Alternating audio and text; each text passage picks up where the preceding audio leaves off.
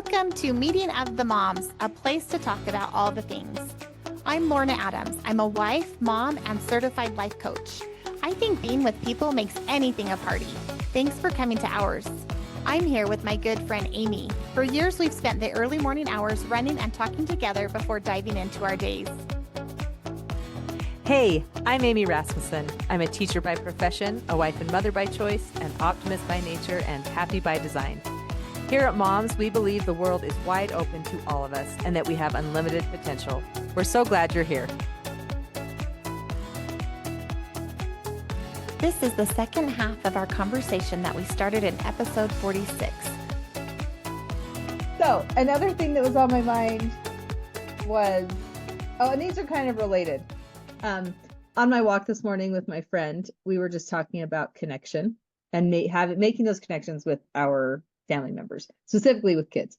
And she was like, yeah, I'm just trying to figure this out. But what she shared with me is that I want to make connections. And right now, I feel like I need to be able to do them in just like natural ways throughout the day. And so we were talking a little bit about one-on-one time. I'm a huge fan of one-on-one time and intentional one-on-one time. That can look like a million different ways. Some people do it every day. Some people do it with one child once a week or whatever, right? Like there's just so many ways to do that. But as she was talking about that, I was thinking about like so many things, if we can do them in what we might term normal and natural ways, it doesn't take as much effort. And there's some things we have to schedule in, because if we don't schedule it in, it doesn't happen, right?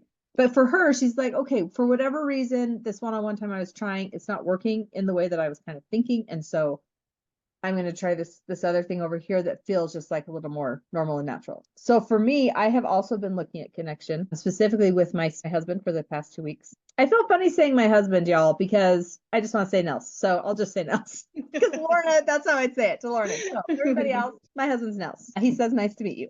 Okay, so anyway, but I came up with I was thinking about the 5 basic needs of human connection that I've talked about with the parent coach that I talked to. And then I kind of came up with ways that I felt like I could kind of touch on those needs. And that has kind of evolved. And one of the things that's evolved to is just looking for opportunities to offer encouragement. Looking for opportunities for healthy physical touch is the way the physical touch need is talked about. And so that's a pat on the back, right? That's for my husband and my boys when they were younger, especially, it was like a spontaneous wrestle off in the living room or whatever. It's a hug, but it's just normal and natural. And by looking for that, opportunities tend to arise. But connecting words to it and thinking about this is how I'm wanting to connect with them, then it makes it just more possible. But I just love the phrase normal and natural. Yeah. Totally. Well, and I loved your point about healthy physical touch and hugs specifically. I remember there was a point in time as a mom, I realized I'm not hugging my kids as much, and I don't know how many years ago. It was quite a few years ago. Like my youngest, I was probably hugging my youngest. He was probably around like first grade or something, right? But as they got older, my third grader, maybe not as much, my fifth grader, not as much, my seventh grader, maybe not as much, right? And I had just decided intentionally, I wanted to have more positive physical touch. And I just decided I was going to start hugging them. And so I told them, I want a hug from you before you go to bed and before you leave. And so initially it wasn't that maybe it didn't feel so natural and normal. Right. Yes. Yep. Now it does, right? Here we are probably 7 years later-ish. And now it does, right? And so sometimes I think it might feel a little bit clunky in the beginning. Right. But looking for opportunities to have it be natural and normal, I think it'll come. Like, I think we'll find ways to make it happen. Even with my 16-year-old, the other day, I just asked her if she wanted, because I feel the same. I feel like connection is so important. I love quality time with my kids. Like that is definitely something I appreciate, is quality time with people in general, right? But then with my kids too and my spouse. But so just yesterday, I think it was, or 2 days ago, maybe, I had just asked my daughter, hey, I need to run to the store. Do you want to come with me? And so then that was an opportunity where we can connect. It was a 5-minute car ride, hung out in the store, laughed, talked, right? And then could come home. But like, I think just even looking, having eyes to see and be looking for opportunities to make it normal and natural, I think they will show up. We'll see those, as I know you have already talked about that in the past with various conversations we've had. It's just fun as we're looking for that's on our mind, and then we'll find opportunities to kind of plug it in. Yep. Well, and this morning it came up again because my 10-year-old was like, "Hey, Mom, I have a Mad Lib to read to you," because somehow he hadn't emptied. Like, I think he emptied part of his backpack because there's a pile on the counter. So it surprised me that he found another paper, which made it funny to me. I'm like, okay, whatever, the half empty. But he's like, "I have this to read to you." And so even just having that like normal and natural ways for connection on my mind, I'm like, okay, like this is an opportunity for connection, which was cool.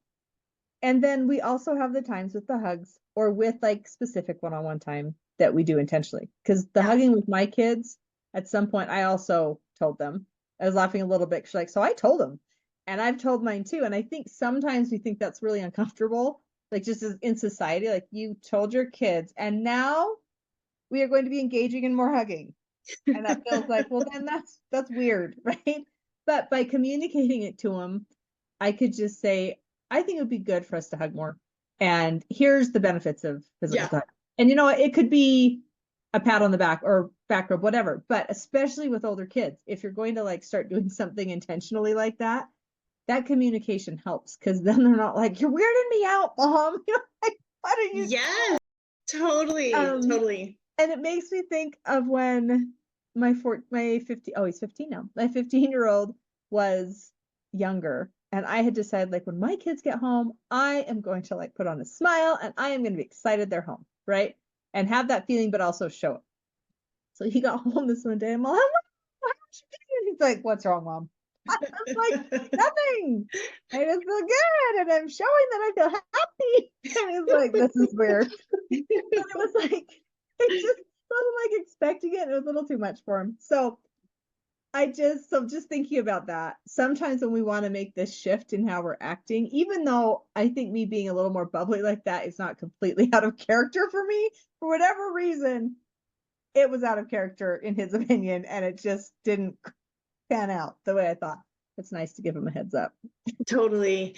I do feel like that. Like communication can be so huge. I remember there was a point where there was some question that I would ask, and it felt a little clunky in the beginning. And then as I kept asking it to my kids, something like, tell me some wins about your day, or something like that, when I would pick them up after school.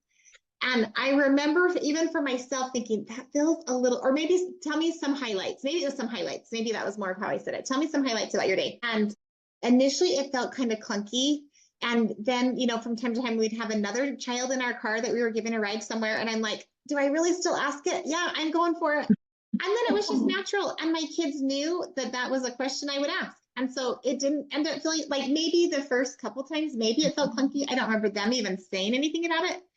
But then that is just what we did. We just talked about our day in the car, and it was just normal. And so sometimes I think maybe the natural and normal could start out clunky and then become more natural and normal, right? Yeah. Yep. Absolutely. And I guess that's what's so interesting. So the natural and normal this morning, when my son was like, "I want to read this to you," and all I had to do is be like, "Okay," right? Like it wasn't really clunky. It was just like in my own brain. But then there's the other things that do feel awkward in the beginning. And it doesn't mean like, "Oh, this must not be the thing." And it might not be, right? Like if over time you're like, "This just still isn't working," then you can talk to each other about it, or you can try a little different thing, right? And you might find like, "Oh, my family doesn't love hugs as much. My child likes it when I tickle their back right before bed," or whatever, right? Like, so it just opens it up if you can be calm about it and realize that it can feel awkward and it can still be fine. Totally. Well, and the other thought I had too a few minutes ago when you were talking, I've also tried to be more intentional with my cell phone usage. And just today I had a client and my kids had come home for lunch. And so I walked out in the kitchen and I was finishing up texting, and I had said hi, was working on another text. Another child walked in the room and was like, "Hey, Mom." And even in that moment, I'm like, oh, I'm not being as intentional about putting my phone away as I want to be. And so just that little nudge of awareness, like, yeah, I want to do better next time. I want to finish texting before I walk in the room so I really can give them my full attention, right? So even just more of that like, because I want to have that interaction and that connection with my kids, I'm noticing, I'm not beating myself up about it. I'm just noticing and wanting to do another little tweak. Like, yeah, let me make sure I text before I leave the office and walk into the kitchen. And I think just the feeling's so different of like, I want to do that different next time. That feels like life-giving and like, oh, I can do something about this and whatever. But like, oh, I did it again. Like, just feels like, I don't know, like you don't have any energy left to just make a change because you used all your energy to be like, I did it again. You know? So, and even that, even when we have the feeling of like, oh, I did it again, we can still finish with like, and I can do something different tomorrow. There's always an opportunity to just like reframe it. And whatever. Okay, so do you want to hear my last thing that was because I just had all kinds of things that I'm like, oh, let's talk about this. So one of the things that kind of came out of that is, you know, there's lots of discussion in some groups, I guess, or maybe in general in our larger cultural in the United States about the word should, and like, do we really need to say should all the time? I should do that. Well, why should you do it? Like, you can just choose, right? Or whatever. And so we talked a little bit about should on our morning walk too. And that a lot of times we can think about like, what do I want? How do I want to show up? Or like you said, like, I do want to be more intentional. Not I should be more intentional, just I want to be more intentional. And I've talked to you about this a lot, but there's also this really interesting place to sit. And I really like being aware of this place. And that's the I want to. And there are so many things where I can be like, you know, my kid likes jazz music. I don't. I especially do not like high jazz that is super like technical and intellectual and stuff. I'm like, that really doesn't sound good. I like want music that just sounds good. Right. And so I'm like, okay, so I could feel like, oh, my kid loves jazz. I should love jazz. Instead, there's part of me that I can think, I want to know about jazz the way he does because he matters to me. And that's as far as I've gotten on that one. That one is just still there. I want to because I love him, right? Other things, they move from I want to I want to. But for me, it's such a better place to sit than either I should or I don't want to. Now, there are times when it can be like, I don't want to, but even I don't want to, in the case with the jazz thing, if I sit there when I go to a concert, because I'm like, I want to be at the concert to support my son who's going to play a solo or who is just playing in the band or whatever. I want to see what he's doing. Like, lots of want there. But if I'm sitting there the whole time thinking about the one don't want, what I don't want to be doing is listening to jazz. If this could be any other music, it would be so much better, right? But instead, I'm just like, jazz is what it is. I want to like jazz, like he likes it. What it's done for me, though, is I can go to the jazz festivals where the jazz band will get feedback. And I love hearing the feedback. I don't know anything about jazz, but they start giving feedback and I'm like, this is so applicable to life. And I'm like sitting there making my little English analogy notes because like, this is fascinating. So I'm like finding this joy just because I could like totally own the I want to, because then the other stuff was an I want to, which was cool. And this is how it connected. We talked about the fact that there are things that also come as part of a package of a want to. So I want to have kids. Well, poopy diapers come with kids. I don't want to change that poopy diaper. Like, I don't want to do throw up laundry. Now I could start saying should, or I can just be like, part of the package of having these kids who I love is that I am going to change poopy diapers. There will be throw up laundry. And so I don't even like, that's not even in the spectrum from the I don't want to the I want category.